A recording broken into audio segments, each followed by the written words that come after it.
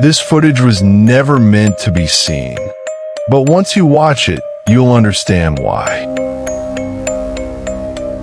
They told us dinosaurs were wiped out millions of years ago, that they were nothing more than fossils, silent bones locked away in museums. But what if I told you some of them never left?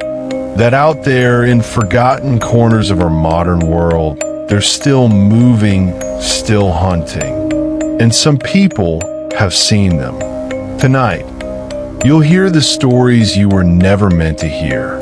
From hikers who never came back the same, to security footage that should have been destroyed. These are 5 cursed modern dinosaur encounters that will make you think twice before walking alone in the dark.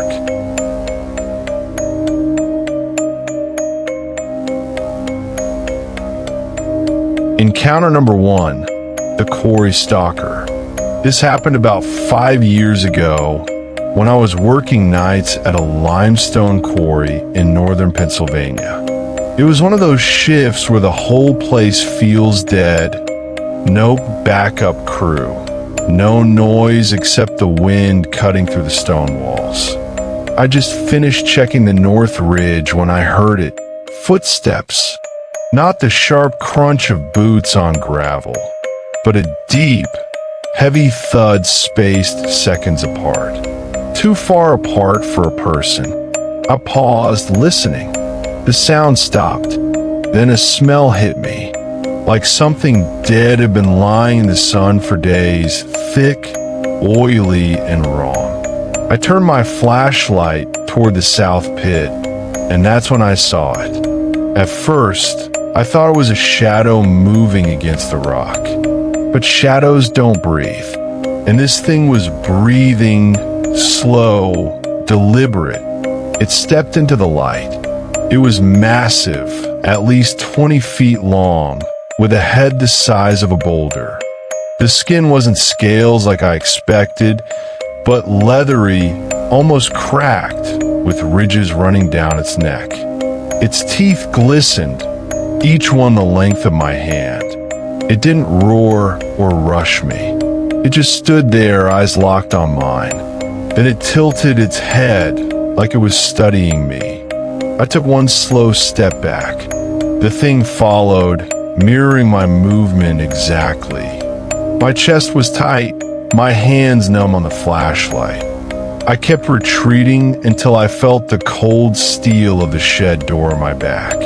The instant I turned the handle, it moved. Its head lunged forward so fast, I heard the air snap.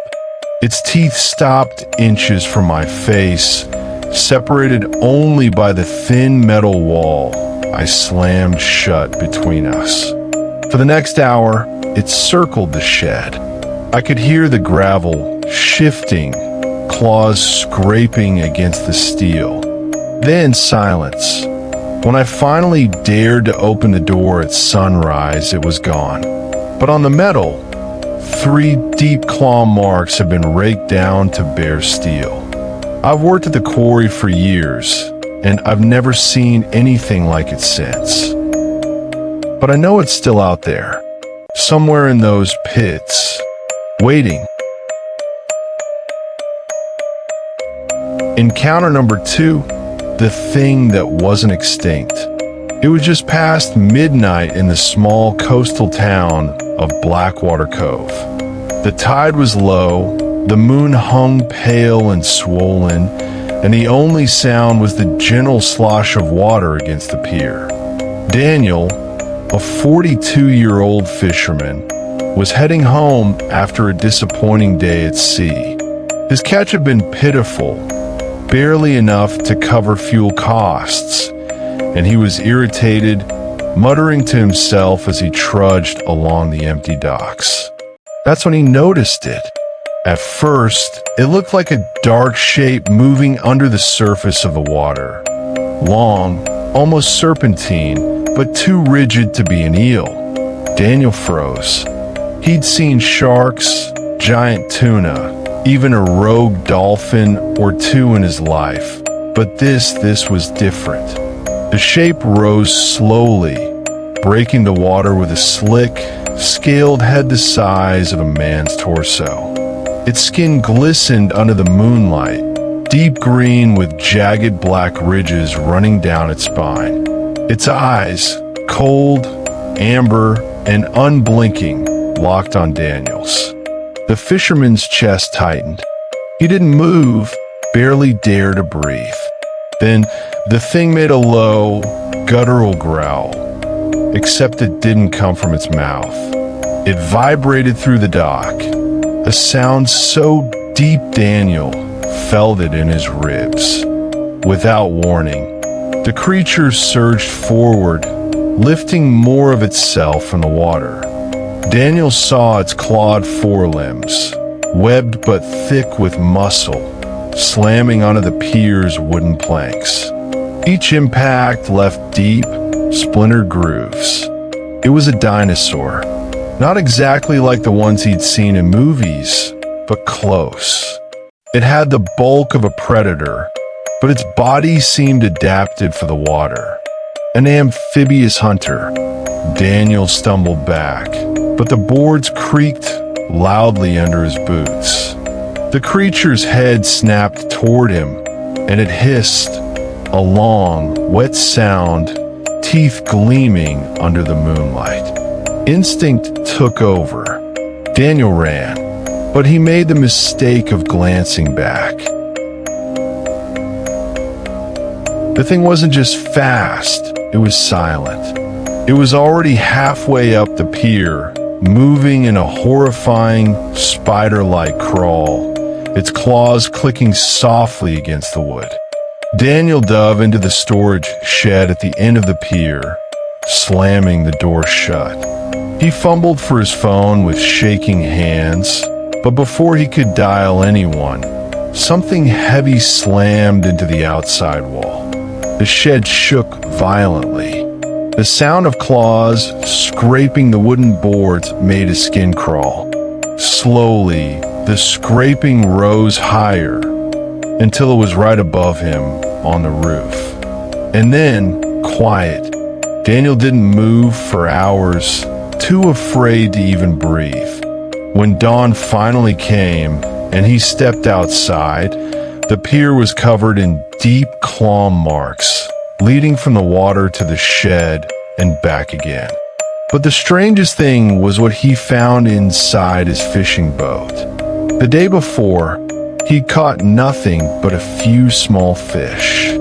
But now, laid neatly in the center of the deck, was a single, half-eaten shark, its body bitten clean in two, as if the thing had left him a gift, or a warning. Encounter number 3, the bone collector of Black Hollow. It happened deep in Black Hollow Forest, a stretch of land most locals in rural Montana avoid after dark. The story comes from Mark Ellison, a retired park ranger who swears this was the night that broke him. Mark was called in after reports of strange noises near an old and used logging road. He thought it would be a quick check, maybe a cougar or a bear, but when he arrived, he saw something far stranger. There was a clearing just ahead, lit only by the pale moonlight filtering through dead, skeletal trees. Mark noticed piles of bones, dozens of them scattered in neat little mounds. Deer, elk, even what looked like large crushed bird skulls, all arranged in strange patterns like someone or something had been collecting them. Then he heard it, a slow, deliberate crunch of leaves, each step heavy enough to make the ground subtly vibrate. He drew his flashlight and aimed it toward the sound. For a second, he thought his brain was playing tricks on him, until the light caught its skin. Pale, almost translucent, covered in thin, sagging scars, as if its flesh had been stitched together and torn apart countless times. Its head was elongated, jaw hanging slightly open to reveal jagged, uneven teeth. Not like a modern predator's, but like something prehistoric. Its eyes didn't reflect the light. They absorbed it. The thing leaned forward, sniffing the air, and let out this low, rattling hiss. Mark said the smell hit him next, a mix of rotting meat and wet soil, like an open grave. He froze, but the creature's head snapped toward him anyway, its movements jerky, like a puppet being yanked by invisible strings. And then it spoke, not in words, but in this deep, bone-vibrating hum, as if it was trying to mimic the sound of breathing. Mark backed away slowly, keeping the light on it, until it crouched down and began picking up bones, one at a time, and stacking them into a new pile. Almost carefully, like it was building something. He turned and ran without looking back. A week later, another ranger went to investigate the same spot. The bones were gone. All that was left were claw marks on the trees. 3 deep gouges, each about the length of a man's arm. Locals now call it the bone collector. They say it only appears when the moon is high and the air smells of rain, and that if you hear the rattling hiss, it's already seen you. Encounter 4, the bone field in the fog. Location, a deserted mining site in Western Australia, 2017. The 4th account comes from an anonymous geologist who had been contracted to survey an abandoned open-pit mine deep in the Western Australian outback. The site had been closed for over a decade, mostly because it was deemed structurally unsafe. He arrived in early winter, and the morning fog hung heavy over the entire crater. From the very first step down the rusted access ladder, he said the air felt wrong, thicker, damp, but strangely warm, as though the fog was hiding a heat source. Halfway into the pit, he noticed that the rock underfoot had changed from dusty, cracked stone to a strange, compact layer of what looked like fossilized bone. Not just small fragments, but enormous ribs, skull fragments, and vertebrae, all protruding from the dirt like the remnants of some prehistoric battlefield.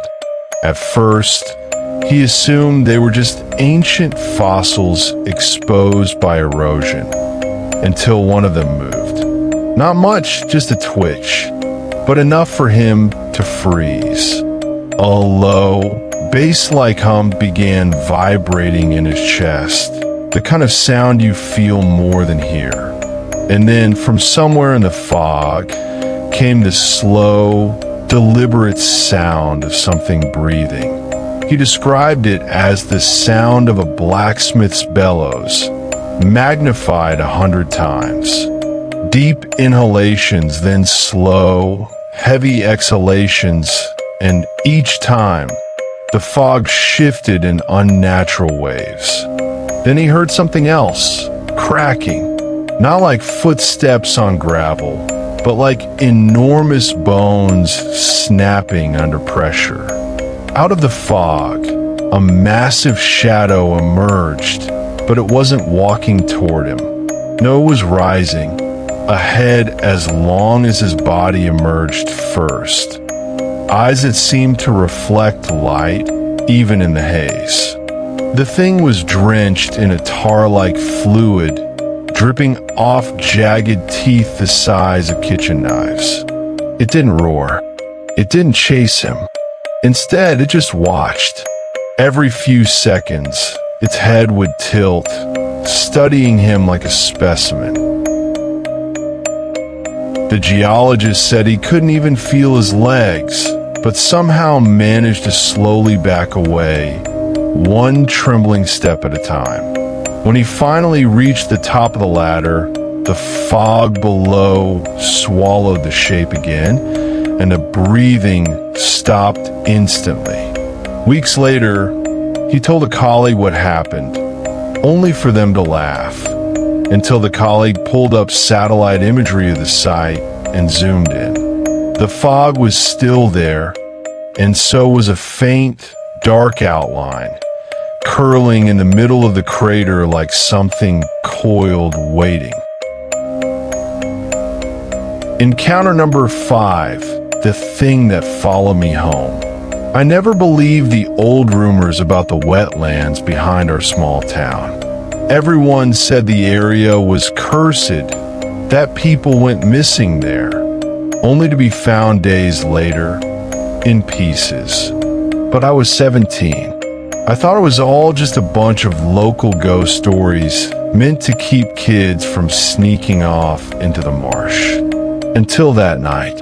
It was late October, the air thick with fog that clung to the ground like a living thing. I had my camera slung around my neck, hoping to catch some eerie shots of the abandoned railroad bridge that ran across the wetlands. The stillness was strange. No frogs, no insects, just silence, the kind that makes your skin itch. I was halfway across the bridge when I heard it. A low, wet breathing, not human. It was rhythmic, slow, like a giant animal inhaling through mucus-filled lungs. I turned my flashlight toward the sound and froze. The beam caught a shape in a mist. At first, I thought it was a fallen tree trunk, but then it moved. A long, narrow head emerged from the fog, glistening with water, its jaw lined with jagged, uneven teeth that looked too big for its mouth. Its eyes, God, those eyes, they weren't like a predator's. They were curious, studying me. It stepped forward, the planks of the bridge groaning under its weight. Its body was covered in slick, dark scales, almost black, with streaks of pale green, like the swamp itself had grown a heartbeat.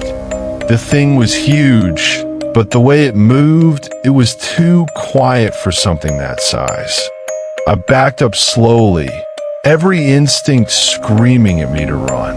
But then it tilted its head just slightly like it recognized me.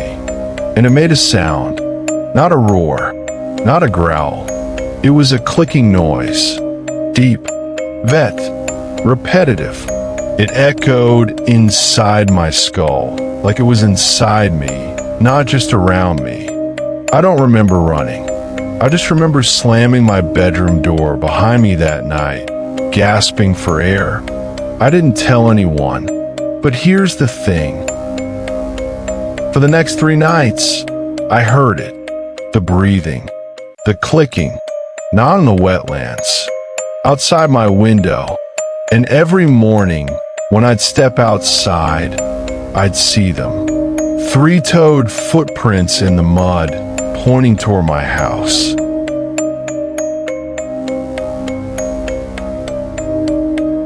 Bonus encounter. The creature that walked through fire. It happened in a remote part of Australia's Northern Territory, where bushfires are a seasonal terror. The year was 2016, a scorching summer where flames licked the skies and the air itself felt like it was burning in your lungs. A volunteer firefighter named Evan Callister was part of a small crew doing a night patrol after containing a massive blaze. The ground was still smoldering. The blackened trees stood like charred skeletons under a red moon. That's when they heard it. A deep, rolling growl, but not from any known animal in the outback. It wasn't a kangaroo's thump, not a wild boar's grunt, and not the yelp of a dingo. It was lower, something primal, vibrating in their bones. At first, they thought it was a trick of the wind over the burnt trees. Then, through the haze of smoke, something moved. Evan swore it was walking upright. Not fast, slow, confident. A towering silhouette, at least 10 feet tall, emerging from the thickest, hottest section of the burn zone, the part still glowing with open embers. Its skin was rough, almost stone-like, and its eyes shone like molten gold in the smoke. The horrifying part? The flames bent around it. Wherever it stepped, the fire seemed to recoil, almost afraid. Evan remembered hearing the crackle of burning would stop completely, as if the fire itself didn't dare touch it. Then it let out a shriek, not the roar of a lion, not the scream of any bird. It was layered like a crocodile growl and a hawk's cry played at the same time. It echoed through the forest and shook ash from the trees.